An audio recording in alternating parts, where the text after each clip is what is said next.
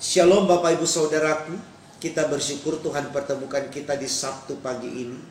Tentu ini adalah anugerah dan berkat dari Allah buat saudara dan saya. Maka mari kita yang mensyukurikan kebaikan Tuhan ini, kembali kita bawa kesediaan kita untuk menerima firman-Nya.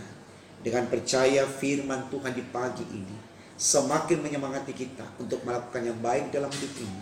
Dan di sanalah Tuhan disenangkan dan kita diberkati oleh-Nya.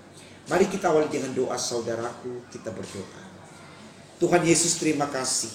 Kami boleh melewati sepekan berjalan ini, dari waktu ke waktu kami merasakan cinta Tuhan. Kami ada di hari terakhir sebelum kami memasuki minggu yang baru besok. Berkenan berkati kami dengan firman-Mu di Sabtu hari ini Tuhan. Agar dengan firman-Mu kami masuk hari esok dengan iman yang semakin diteguhkan oleh-Mu.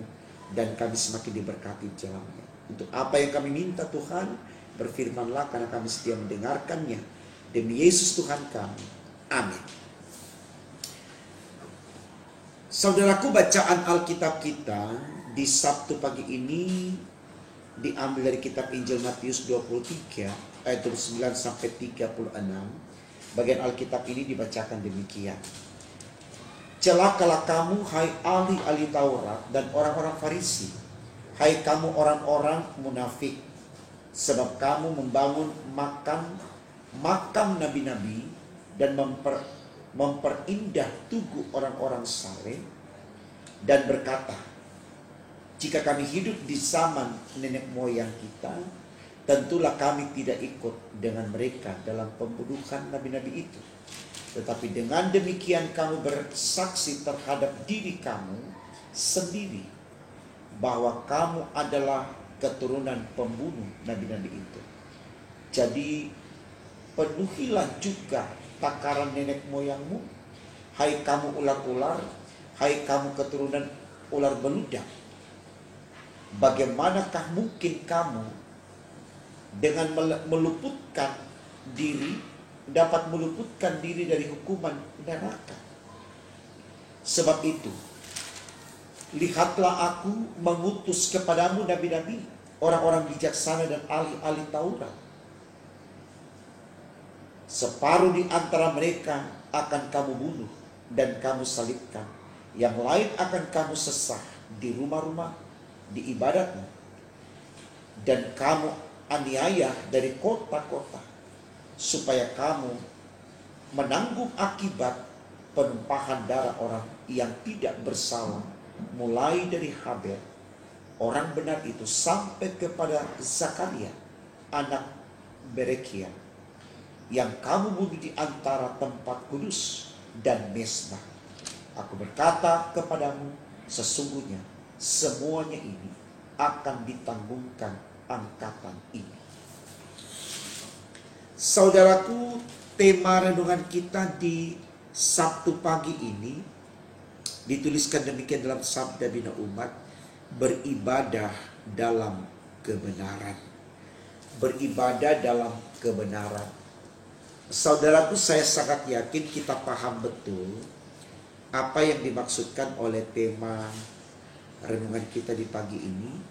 Beribadah dalam kebenaran artinya bagaimana kita pahami kehadiran kita dalam hidup ini tidak selalu membenarkan diri dan menyalahkan orang lain.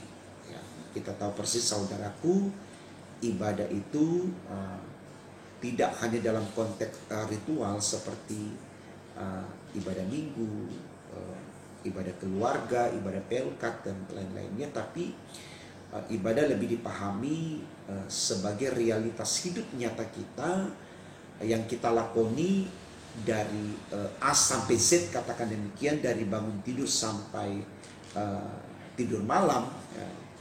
Sepanjang kita bekerja, kita berkarya, kita bersosialisasi dalam hidup ini, itulah ibadah. Ya, itulah kita sedang beribadah. Harapannya dari pengertian ini saudaraku, dimanapun kita berada, bukan saja di dalam gedung gereja, kita selalu mempermuliakan nama Tuhan.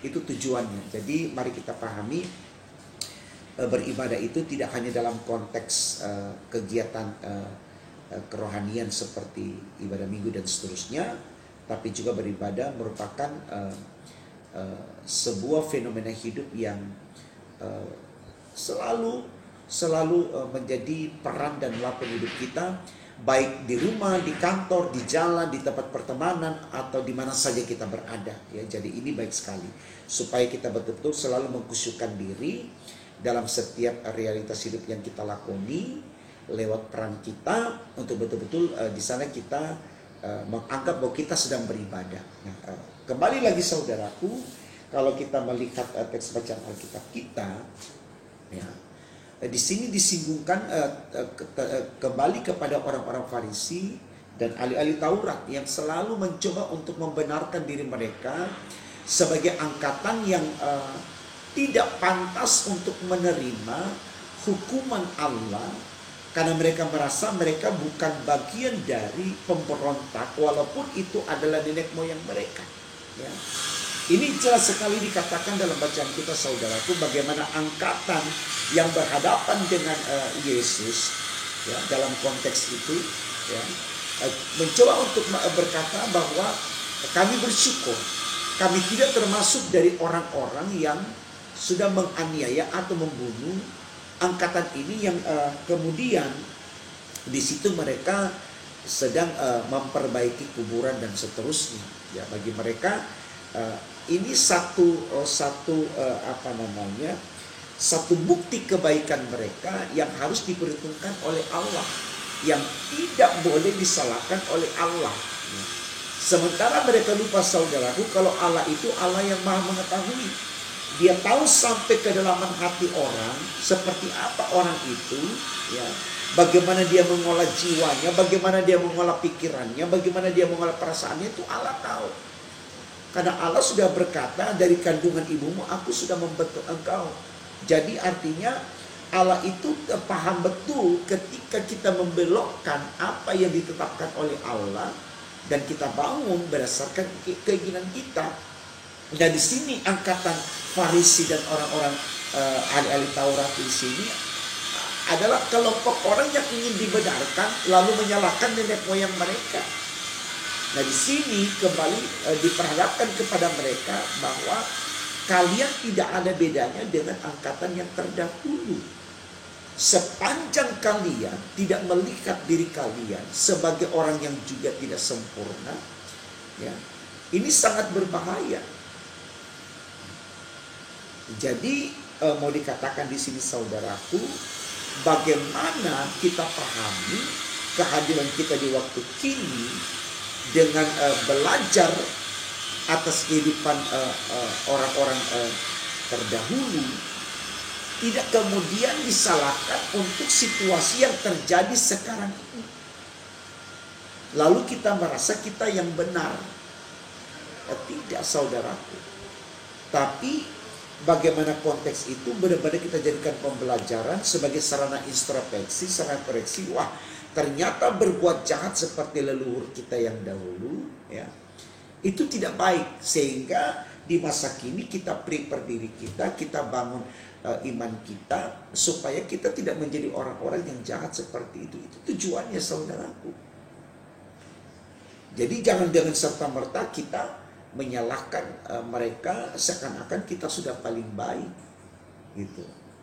Nah, ini sama sekali tidak disukai oleh Yesus, ya, dalam kehidupan kita orang percaya. Jangan lempar batu sembunyi tangan, istilahnya begitu saudaraku.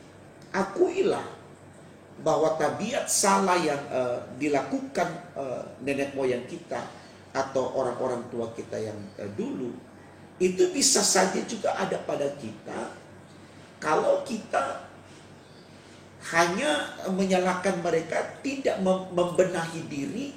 Kalau khotbah kita kemarin tidak memurnikan diri, ya, secara baik, maka kita juga akan terjebak, ya, di dalam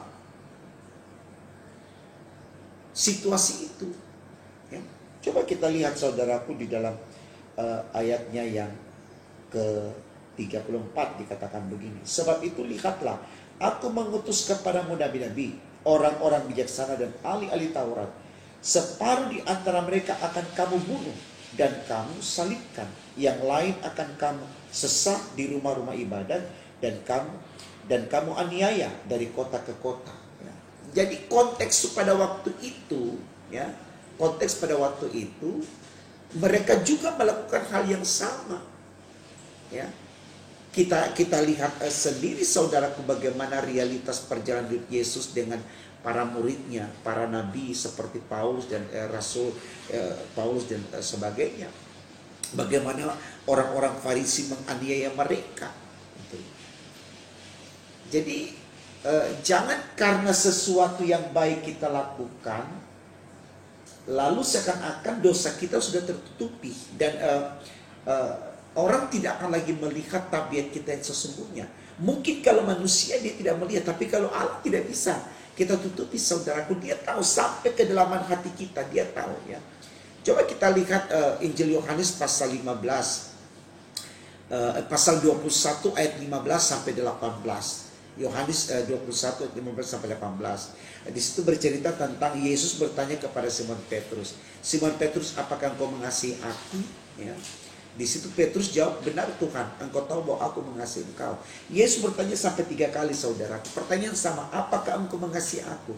Dan Petrus pun juga menjawabnya dengan bahasa yang luar biasa sampai 3 kali. Benar Tuhan, engkau tahu bahwa aku mengasihi engkau. Di sini mari kita bertanya saudaraku, kenapa Yesus bertanya sampai 3 kali kepada Simon Petrus? Tidak cukup 1 kali. Karena Yesus tahu apa yang diucapkan Petrus itu bukan sesuatu yang lahir dari hatinya. Ya. Karena pengalaman sebelumnya Yesus juga bisa melihat bagaimana Petrus menyangkali Tuhan Yesus sampai 3 kali. Ya. Jadi Yesus tidak bisa dibohongi saudaraku.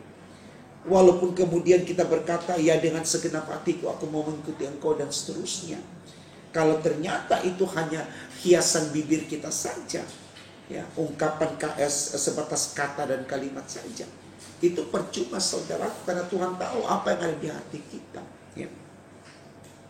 Jadi beribadah dalam kebenaran adalah mari kita menjadikan hidup kita ini surat yang terbuka, dalam pengertian begini. Dimanapun kita berada, kita sedang beribadah. Ya. Jadi bukan cuma di gereja aja ketika kita ikut ibadah minggu dan seterusnya, tidak. Tapi di kantor, di jalan, di rumah, atau di mana sih kita berada, kita sedang beribadah saudara. Karena ibadah yang sejati itu adalah persembahan tubuh. Itu Roma 12 ayat 1. Ibadah yang sejati itu persembahan tubuh. Artinya kalau persembahan tubuh itu, di mana kita persembahkan tubuh kita? Ya di kantor, di jalan, di tempat pertemanan, di rumah. Itu yang harus kita persembahkan. Itu adalah ibadah yang sejati. Dikatakan dalam kitab Roma 12 ayat 1 itu tadi. Ya. Jadi mari saudaraku, ya, jangan kita selalu melihat orang lain dengan kasat mata kita lalu menyalahkan dan menganggap kita paling benar. Seperti orang-orang Farisi dalam konteks ini, ya, mereka menyalahkan leluhur mereka, nenek moyang mereka.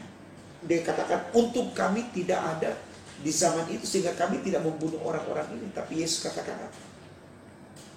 Engkau tidak membunuh, tapi engkau menyalibkan, engkau menyesal, engkau menganiaya para nabi-nabi yang ada sekarang ini, termasuk Yesus. Mereka perlakukan seperti itu. Terus di mana kita mau katakan mereka lebih benar daripada nenek moyang mereka yang jahat yang dahulu? Ya. Ini baik saudaraku. Ya. Jadi lebih baik kita introspeksi diri kita, kita koreksi diri kita, sudah baikkah kita, tanpa kita menyalahkan orang lain. Ya. Karena pada akhirnya saudaraku, seperti apapun kita salahkan orang lain, Tuhan tidak akan benarkan. Karena dosa itu atau kejahatan itu, ya, kita akan bertanggungjawabkan secara personal, secara pribadi. Bukan orang lain yang mempertanggungjawabkan, dan kita juga tidak mempertanggungjawabkan dosanya orang. Jadi jangan kita hitung dosanya orang. Tidak ada gunanya untuk kita saudaraku. Biarkan saja itu masing-masing. Ya, mungkin lebih baik kita doakan supaya Tuhan ampuni dan Tuhan sadarkan lalu dia tidak berbuat dosa lagi. Mungkin itu lebih baik daripada kita, wah dia lebih berdosa daripada saya.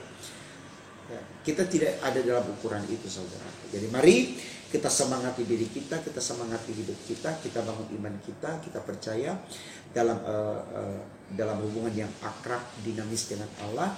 Kita tahu menempatkan diri kita, baik untuk sama kita yang berdosa ataupun untuk kita sendiri yang mungkin merasa berdosa dan masih memiliki kekurangan. Maka di sana ada semangat untuk melakukan apa yang baik bagi Tuhan. Tuhan memberkati firman-Nya. Amin.